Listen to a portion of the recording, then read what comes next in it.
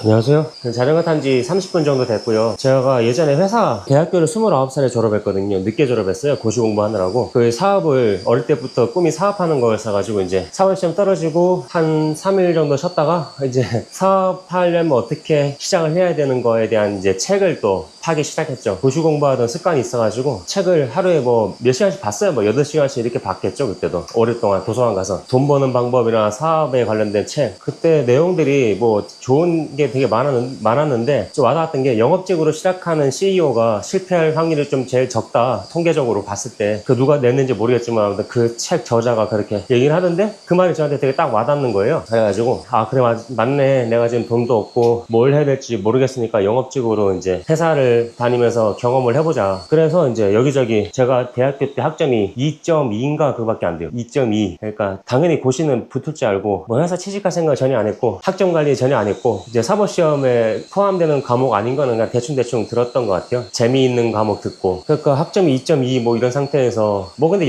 어쨌든 영업직에 이력서를 엄청 많이 냈는데, 그 중에서 뭐 금호타이어 그리고 하고 1차 붙었던 데가 일단 금호타이어 붙었고, 캡스라는 데 무인경비 영업직 붙었고 1차가, 그리고 아스트라제네카라는 제약회사도 1차 붙었던 것 같은데, 근데 이제 2차에 합격하기 위해서 제가 이제 학점도 안 좋고 꼭 붙으면 좋겠다 생각이 드니까, 금호타이어랑 아스트라제네카랑 캡스 다 어떤 식으로 했냐면, 금호타이어는 그 동네에 이제 금호타이어 대리점 있잖아요. 대리점 간판 이렇게 딱 앞에서 그 사장님한테 저 회사 취직하려고 하는데 이런 거 사진 있으면 도움될 것 같다고 사장님한테 바카스 이렇게 사드리면서 저랑 같이 금호타이어 간판 앞에서 어깨동무하거나 이렇게 사진 찍자, 이렇게 판넬 하나 만들었어요. 판넬 동네 간판집에서 10,000원인 가지고 만들어서 I love 금호타이어 이렇게 문장 3개 가지고, 요 뒷면에는 I love 아스트라제네카, 이게 약국 그 제약회사였거든요. 그거를 이제 그 사장님이랑 같이 들고 뒤에는 금호타이어 가게가 보이게끔 해서 사진을 이제 5장 찍었어요. 다른 데 여기 다니면서, 5군데 다니면서. 그리고 이제 제가 뭐 대학 1학 전국 일주 했던, 자전거 타고 전국 일주 한 적이 있거든요. 한 22일 걸렸는데, 그런 거 사진이라든가 혼자서 막 인도 여행 한 달 다니는 거 이런 거 사진 첨부해서, 난 이렇게 살았다, 이렇게 이제 만들어가지고 파워포인트로 이렇게 만들어가지고 제출 같이 했었거든요. 뭐 캡스, 근데 결과적으로 캡스는 합격을 했어요. 다른 애 2개는 떨어지고. 그렇게 해서 이제 회사를 다니고, 그래 중간에 또 이제 거기 6개월 만에 그만뒀어요. 제가 뭐 이런저런 이유로. 그런데 또 문구 펜시 프랜차이즈 본사도 한 3개월 정도 잠깐 다녔던 적이 있는데, 거기는 제가 이제 부동산 중개업에서 영업을 배울 때였거든요. 근데 캡스를 그만두고 잠깐 공부하다가 부동산 중개업에서 영업을 배워봐야겠다, 그 생각이 들어서 거기서 2년 동안 일을 했는데, 거기서도 2년 동안 일을 하다 보니까 이제 프랜차이즈 쪽으로 일을 배우고 싶다, 그런 생각이 또 들더라고요. 그래서 인터넷으로 막 그때 엄청 찾아보니까 창업 컨설턴트 이렇게 해가지고 지식인에다가 답변을 되게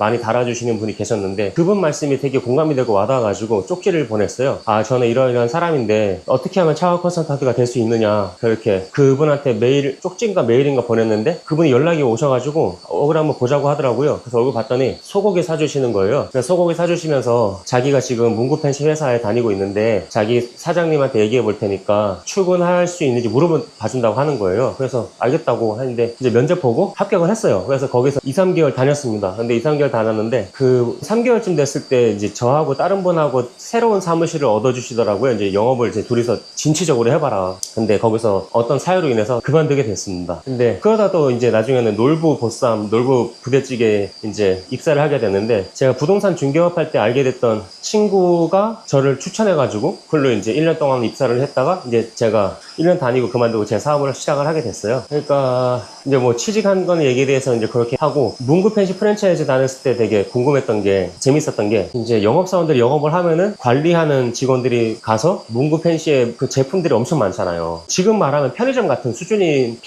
느낌? 그러니까 물건을 진열하는데 디스플레이 하는 게 이제 다 법칙이 있더라고요. 일반적으로 흔히 우리가 뭐 판매 제일 사람들이 많이 사가는 거, 이런 것들 공산품 같은 거는 안쪽에 넣어가지고 그거를 이제 들어가는 동안에 다른 물건도 보게 한다거나, 유사된 거를 뭐 샤프를 팔면 옆에 지우개를 판다거나 샤프심을 판다거나, 이런 식으로 이제 진열을 하는 걸 보고, 와, 되게 저 진열에도 법칙이 있구나, 이런 걸 보니까 저는 되게 궁금해가지고 공부하고 싶었거든요. 그래서 이제 책을 봤는데, 뭐 책이 편의점 디스플레이의 법칙, 뭐 넛지. 그러니까 넛지는 뭐냐면은 그 책에 예시를 든 게 뷔페 식당 같은 데 가잖아요. 근데 음식이 이렇게 쭉 진열되어 있으면은 손님들이 이제 맨 앞에 있는 거를 제일 많이 담는 습관이 있다 하더라고요. 그러니까 좀 가격이 덜 나가는 거는 앞에 담고 비싼 건 저 끝에 담고 이런 식으로 해서 조절을 한다라는 것도 봤고, 또 편의점이나 뭐 어떤 마트에서도 제일 많이 팔리는 게 계산대 옆에 있는 거를 제일 많이 사간대요. 그리고 계산대 옆에 있는 것도 싸잖아요. 1,000원, 뭐 1,500원 이런 거를 계산대 옆에 사두니까 사람들이 아무 고민 없이 계산하면서 쓱 하나 집어서 넣는다는 거죠. 그 제품들이 엄청 많이 팔린대요. 그러니까 디스플레이의 법칙이라는 책에 보면은 그게 심리적으로 뭐 라면 팔고 냄비 팔고 라면하고 용품 관련된 거 이렇게 팔고 뭐 여러 가지 이제 그런 심리를 이용해서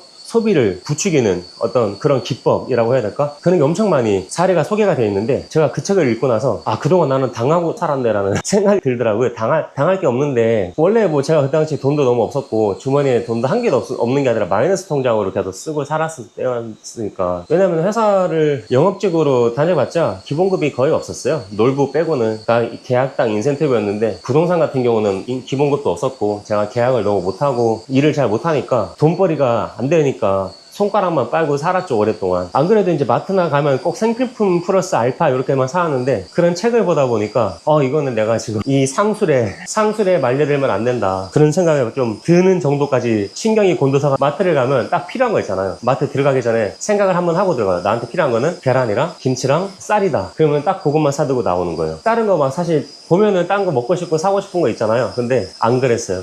왜냐면은 그 책을 읽고 나니까 아, 이게 심리 전술에 내가 말려들고 싶지 않다, 이런 어떤 반항아적인 기질이 좀 많이 생겨가지고 선택을 해도 내가 선택하겠다 이렇게 이제 생각을 했었는데, 그렇게 해서 이제 계속 살다 보니까 어느 순간 보니까 집안에 와서 먹을 게 없어요. 간식거리도 없고, 그러니까 배고프면은 가선 열어서 간식이 없으니까 밥 퍼먹고 있어요, 그냥. 그래서 이제 저도 좀 나중에 인식을 했죠. 아, 이거 진짜 너무 먹을 게 없구나. 사는 것도 약간 그렇게 했던 것 같아요. 인생을 살아가는데 전반적으로 딱 내가 나 뭐 고시촌에서 공부할 때도 고시원을 구할 때 옥상에 벤치프레스 같은 거 운동시설 있으면 나는 고시원방에서 잠자고 여기서 운동하고 고시 식당에서 밥 먹고 독서실에서 공부하고 딱 그것만 되풀이하고 살아야지, 이런 식으로 생활을 굉장히 단조롭게 하려는 제 원래 성향이 있긴 하지만, 이제 그런 책을 보다 보니까 길거리 가다 보면 간판들 많잖아요. 음식점도 맛있는데. 근데 그런 거 다 무시하고 그냥 딱 필요한 거, 내가 이제 밥 먹는 거, 고시 식당, 뭐 군것질도 잘 안 하고, 근데 그렇게 살다 보면은 약간 재미가 없어요. 그래서 요새는 좀 이렇게 여러 가지, 사실 우리가 뭐 군것질 과자 같은 거 본질적으로 보면은 필요하진 않잖아요. 꼭 필요한 것만 하고 사면은 삶이 재미없다 보면은. 그래서 저는 나름대로 이제 지금까지 살아온 거랑 좀 다른 방식으로 의식적으로 살려고 노력을 해봐야겠다, 이런 생각이 들더라고요. 어저께 마트 장 보면서도, 제가 마트 가서 혼자 사니까 장 봐도 별로 살 게 없어서 그냥 장바구니 들고 가서 이렇게 이거 네모난 플라스틱 들고 사거든요. 근데 어제는 카트 끌고 잔뜩 담았어요. 잔뜩. 우선에는 필요했던 거는 고기 구워 먹고 싶어서 고기 사러 갔는데, 뭐 이것저것 과자부터 시작해서 뭐 바디워시 제품, 원래 저는 비누로 샤워하거든요. 바디워시 제품부터 트리트먼트까지, 저는 그냥 샴푸로 하고 헹구고 끝인데 트리트먼트도 사고 뭐 이것저것 뭐 잔뜩 샀어요. 한 25만 원치 샀어요. 그러니까 이제 뭐 다 쓰겠죠. 경험을 해보고 싶어서 그랬습니다. 오늘도 좋은 하루 되십시오.